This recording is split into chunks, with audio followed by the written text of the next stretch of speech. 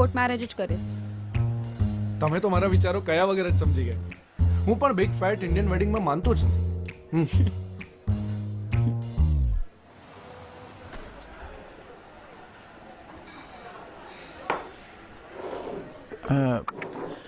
Court marriage કરવામાં કોઈ વાંધો નથી, પણ આપણે સમાજને શું જવાબ આપીશું? અત્યાર સુધી જેમના લગ્નમાં જેને જલસા કર્યા હોય એ લોકોને આપણા પ્રત્યે આટલી આશા તો હોય ને. હા, ના, લગ્ન તો ધામધૂમથી જ થશે. તો મારે લગ્ન નથી કરવા. અરે એકદમ સાચી વાત છે. ખોટો શું ખર્ચો કરવાનો? એના કરતા એ જે પણ રૂપિયા બચે ને એમાંથી આપણે હનીમૂન પર જઈશું. આવો અંબાજી. આમ બી મારા બકેટ લિસ્ટમાં દર વર્ષે એક કન્ટ્રી તો હોવી જ જોઈએ. હા,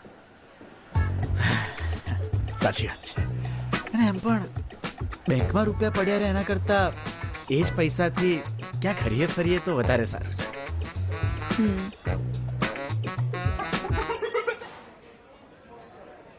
લગ્નના બચેલા 10-20 લાખની એફડી મારા નામે કરાવી લેજો. 10-20 લાખ બસ? હા,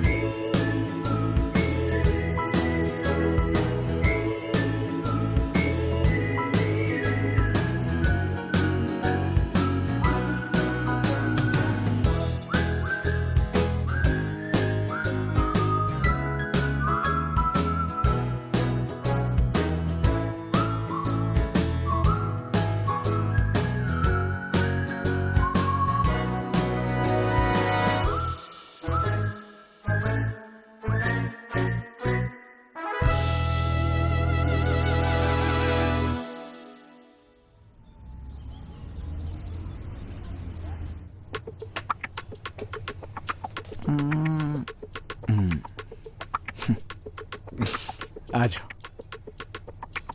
મંગળ અને ચંદ્ર એક જ ઘરમાં છે એટલે પ્રેમ તો પાક્કો છે.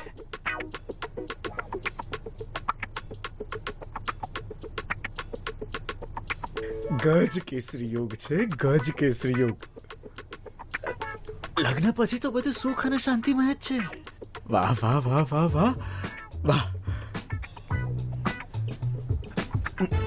અને એમ પણ કોર્ટ મેરેજ કરવાના છે એટલે પૈસાની તો કોઈ ચિંતા જ નથી. પૈસાની તો ફૂલ બચત છે. કોઈ મહેમાનને બોલાવવાના નથી.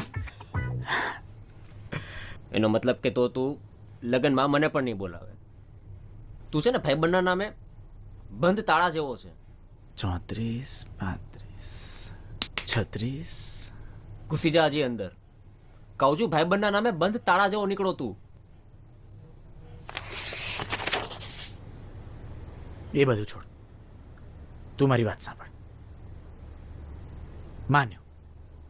માન્યો કે મારા અને આર્યાના વિચારો નથી મળતા, પણ તું ગ્રહો તો જુઓ. ગ્રહો તો પુષ્કળ મળી રહ્યા છે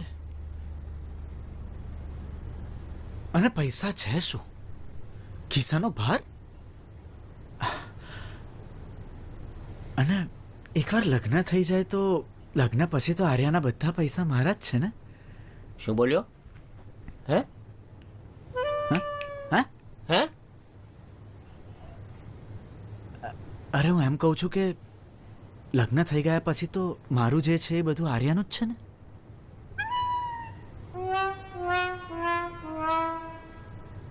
અને જો ખિસ્સા હલકા હશે ને તો આમ કમાવાનો ઉત્સાહ આવશે.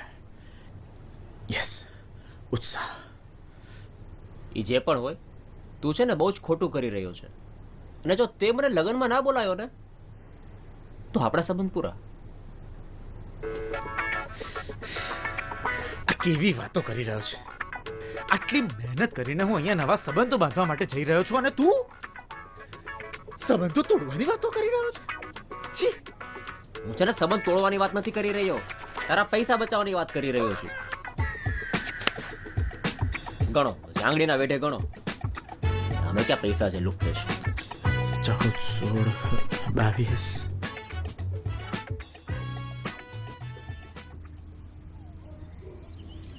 આર્યા છે તો સ્માર્ટ. એને તારા પૈસાની કદર છે. તું તો તારા પૈસા બિઝનેસમાં જ નાખ્યા કરીશ ને. પણ દાદા આવું થોડી હોય. દર મહિને પૈસા પણ આપવાના ને એફડી અલગથી. આવું થોડી હોય. જમાના પ્રમાણે બધું બદલાઈ જાય. અમારી વખતમાં આટલી પૈસાની જરૂર નહોતી. ના, ખાલી પૈસાની વાત નથી. તો પછી શેની વાત છે? તમે જરા સમજો, એ આટલી બધી જે ડિમાન્ડ્સ કરી રહી છે એની વાત છે. એ ડિમાન્ડ નથી, એ તારી જવાબદારીમાં આવે. आपके आधार कार्ड में आपका नाम, जन्म तिथि या फोन नंबर गलत हो गया. अब इसको सही कराने के लिए आप सीधा आधार सेंटर. એ ડિમાન્ડ નથી, એ તારી જવાબદારીમાં આવે.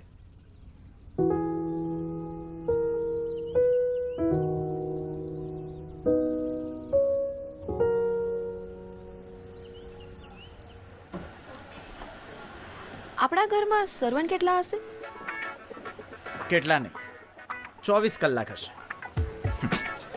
એ લોકો બધું કામ કરી લેશે ને? એ લોકો ઘરનું કામ નહીં કરે ને કે રજા પર હશે ને તો ઘરનું બધું જ કામ હું કરીશ. તારે પાણીનો ગ્લાસ લેવા પણ ઊભા નથી થવાના. પાણી.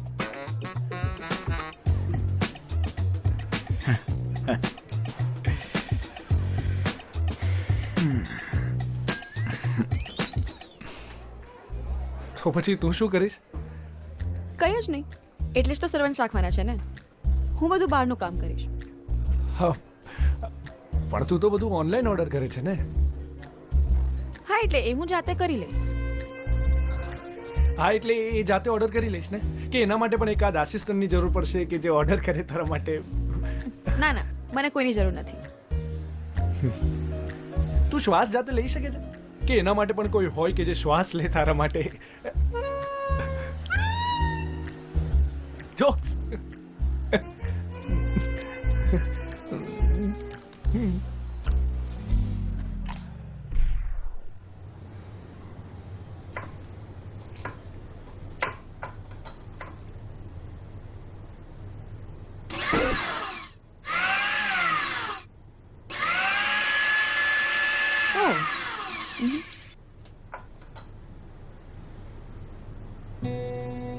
આરુ, તું થોડું વધારે પડતું નથી કરી રહી? આ તો બધું નોર્મલ જ છે ને. મને પણ ખબર છે કે આમાંથી કંઈ જ નહીં થાય. તો પછી આવી ખોટી ડિમાન્ડ શું કામ મૂકે છે? પણ જો હું અત્યારથી જ કહી દઈશ કે મને કોઈ એક્સપેક્ટેશન નથી તો મારો ફ્યુચર હસબન્ડ મારી માટે કંઈ જ નહીં કરે.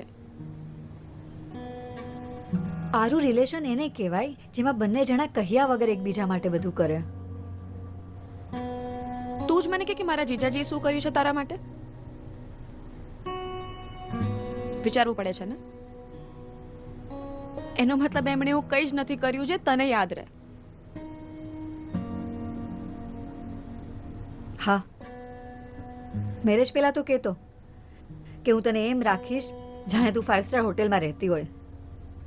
તું પાણી માંગીશ ને તો દૂધ આપીશ, ને આવું તો કેટલું. તો પાણી આપ્યું? પાણી આપ્યું ક્યારે? હા, એ ઓફિસથી આવે ને ત્યારે હું એમને પાણી ભરીને આપું છું. અને પેલી 5 સ્ટાર હોટેલવાળી વાત સાચી, પણ એમાં હું નહીં, એ રહે છે. જો ને, 7 દિવસથી બિઝનેસ ટ્રીપ પર ગયા છે, પણ છેલ્લા 2 દિવસથી કોઈ જ ફોન નહીં, કોઈ જ મેસેજ નહીં. બધા કામ હું કરું છું, એમને મારી કોઈ ચિંતા જ નથી. એટલે જ તો હું આ બધું કરું છું. તું જ મને કે મારી ડિમાન્ડ્સ ખોટી છે. ના. શું ના દાદા, એટલે તમે પણ આર્ય જેવું વિચારો છો? હા. અરે તમે કેમ આમ કરો છો? હું તમારી એડવાઇસ લેવા આવ્યો છું ને તમે... સારું, તો તારી પાસે બે ચોઈસ છે. એક જે ભણેલી ગણેલી પોસ્ટ ગ્રેજ્યુએટ છોકરી, અને બીજી છે અંગૂઠા છાપ છોકરી. તો તું કોને પસંદ કરીશ? ઓફકોર્સ એજ્યુકેટેડ છોકરી. તો એ તારી ડિમાન્ડ જ છે ને? આને ડિમાન્ડ ના કહેવાય દાદા, આટલું તો બેઝિક છે. વાત જ એમ છે ને ભાઈ, કે જ્યારે કોઈ વસ્તુ લેવાની હોય ને ત્યારે એ સામાન્ય બની જાય, અને જ્યારે આપવાની હોય ને તો એ કિંમતી બની જાય છે. દાદા આ બધી ખાલી બોલવાની વાતો છે, બાકી લગ્ન તો છે ને એકબીજાના વિશ્વાસ ઉપર જ થાય. હા, પણ તું ક્યાં જઈશ? તમારી ચા બનાવવા. આ સારું છે હો. એક ચામાં મારો અનુભવ ખરીદી જાય છે.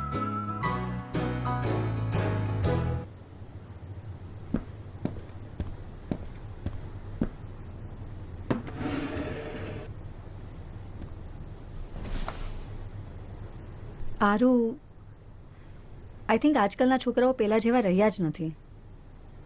લાઈફને બેલેન્સ કરતાં એમને આવડતું જ નથી. એટલે એટલે એમ કે નોકરી કરતા છોકરાઓ બોસનું ધ્યાન રાખે હમ અને બિઝનેસ કરતા કસ્ટમર્સનું. હમ તો વધ્યું કોણ?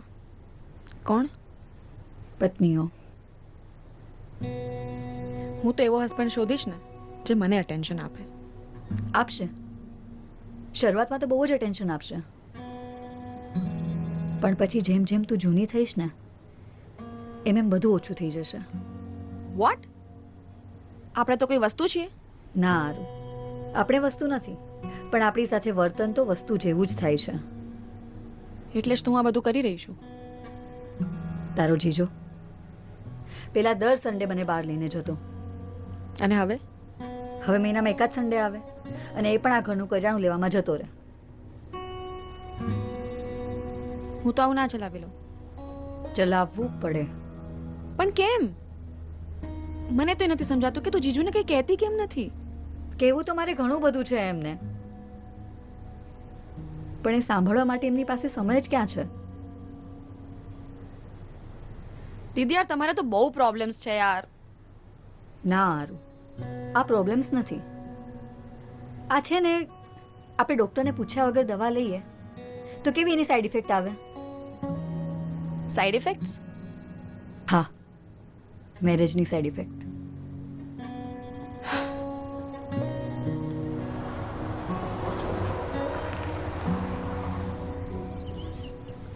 લે આર્યાનો અસલ બાયોડેટા અને એના જીવનના બધા જ કાંડ અને પૂરી હિસ્ટ્રી આ ફાઇલમાં છે. આ જો એને મૂક.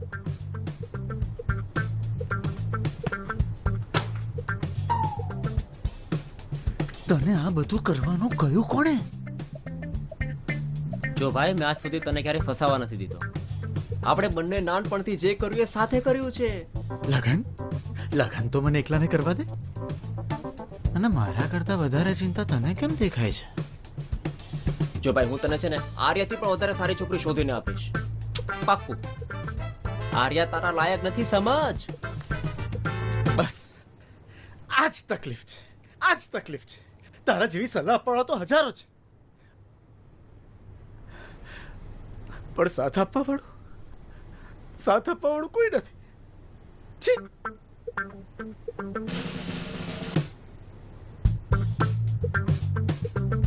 પાછો અહીંયા જ આવીશ તું, યાદ રાખજે.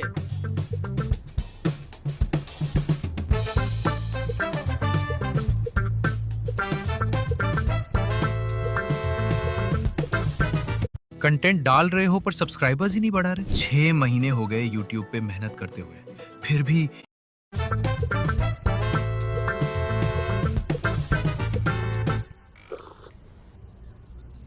બેટા,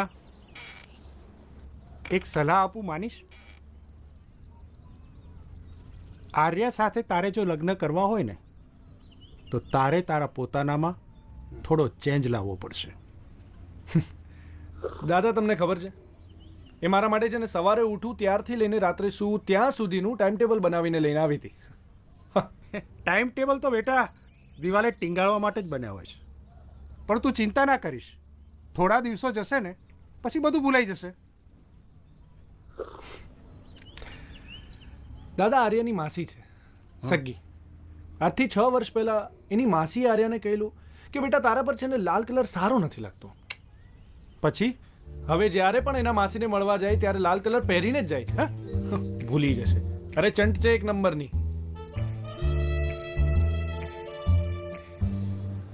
આરું શું લાગે છે તને? તારે હજુ એ લોકોને મળવું છે કે પછી તે નક્કી કરી લીધું છે તારે કોની સાથે મેરેજ કરવા છે? આઈ થિંક વિવાન બરાબર છે. સિરિયસલી? હા, એ મારી બધી વાતોમાં હા નથી પાડી દેતો એટલે. પણ તું થોડો સમય લઈને વિચારજે. મેં બહુ વિચાર્યું. હવે મેં નક્કી કરી લીધું છે. કોણ? અભી. હા. વિવાન,